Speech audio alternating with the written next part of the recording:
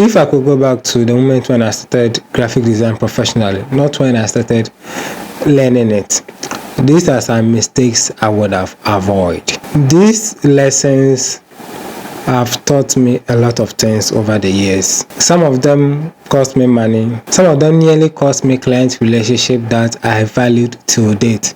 And some of them too, I am still learning them. So if I had known these things when I started graphic design professionally, my journey would have been less stressful and more lucrative if I had known them from the start. The first lesson I would like to talk about is I would have niched as soon as possible. For example, let me draw this scenario. Let's say you go to a hospital. They are supposed to perform a surgery on your heart. Would you rather want a general surgeon to work on it for you, or a specialized person who works with the heart to do the surgery for you? I guess the answer is obvious. You would obviously choose the heart surgeon to work on your heart for you. That is the same thing that applies in the design field. If I should have niched down that this is my target audience, this is the person I am working for, who I am working for, what I am offering, and why should they care. If I could have answered those questions from the beginning, my career would have been less stressful as compared to being a generalist and saying yes to almost everything. Flyers, yes. Social media designs, yes. Printed banners, yes. Website design, yes. Animation, yes. Illustrations, yes. I said yes to almost everything, and this caused my career to be so much stressful. So if I am to start all over again, I would have niched as soon as possible. The second lesson I would like to talk about is contract. I would have never worked without a written contract.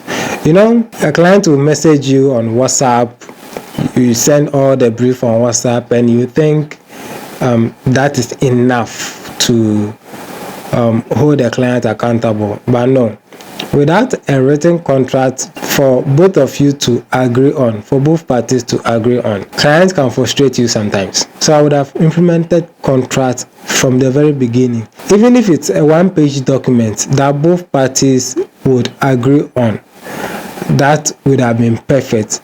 Not a WhatsApp message vibe or phone call vibe, taking a client brief on WhatsApp, and that's the end. So I did some work for some clients without agreements and without no deposit. And when they disappeared, my money disappeared, my project disappeared. I had nothing at the end. If I had a contract at the beginning, all these things wouldn't have happened. All these things would have been prevented. No matter how small the project is, there must be a contract. You must document it, and that will protect you, the designer, and the client at the end. The third one I will talk about is comparing myself to other designers.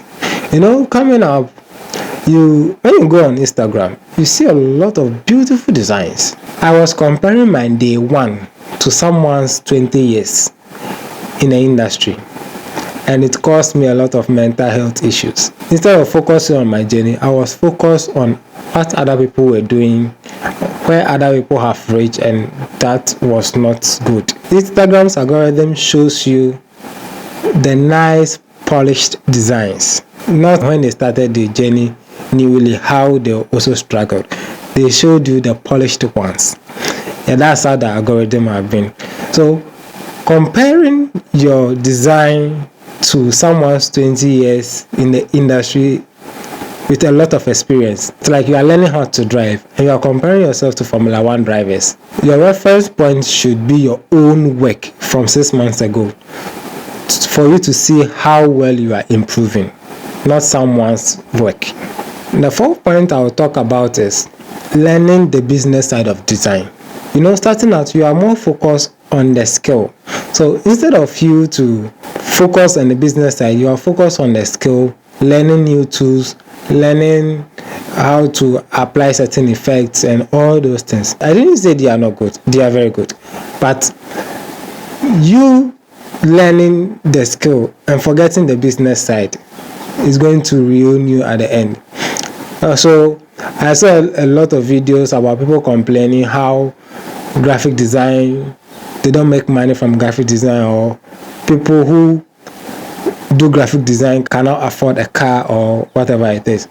But I've also seen videos of people who through graphic design travel the world, buy whatever cars they want to buy, nice cars, nice houses, they eat at nice restaurants with this same graphic design. So the people who master the business side of the design instead of the skill side are actually doing well. They are the ones who communicate clearly with the clients. They manage projects professionally.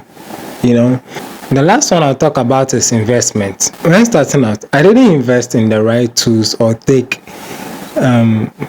lessons that would help me build a profitable business out of the skills that I was learning. I would have invested in good PC.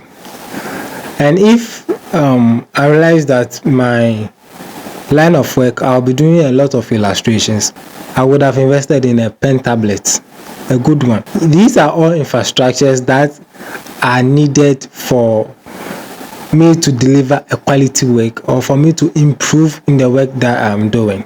So a plumber will not use a rusty pipe or a pipe that isn't good just because the new ones or the good ones are expensive. At the end of the day, it will cost you twice the money you would have invested in a good one. So these are some lessons that I've learned over the years. So comment below one thing you wish you'd have learned earlier in your design journey. The most common answers will be going in the part 2. Subscribe. Thank you for watching.